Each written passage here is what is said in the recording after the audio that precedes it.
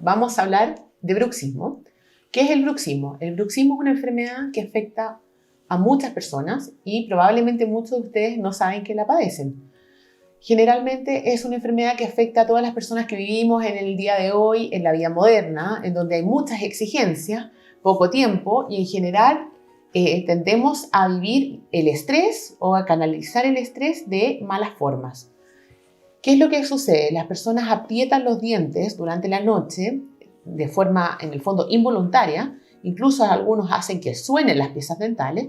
¿Y qué produce eso? Produce que se desgasten estas piezas dentales, se pongan como planas y además, si tienen obturaciones o tienen alguna otra falencia en nuestros dientes, se tienden a quebrar.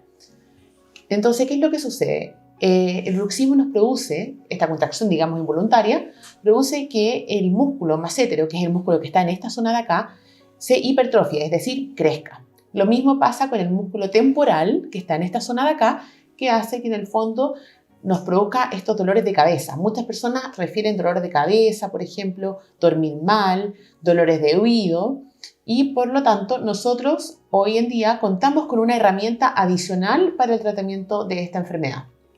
El tratamiento de esta enfermedad consiste básicamente en aplicar toxina botulínica, que es una toxina en el fondo de origen bacteriano, que lo que hace es generar la disminución de la contracción de este músculo, es decir, lo relaja. ¿Y qué podemos ver nosotros con el tratamiento? Que este músculo se achica de tamaño, por lo tanto la cara en vez de estar cuadrada, en esta zona por estar aumentada de tamaño, se pone más redondita.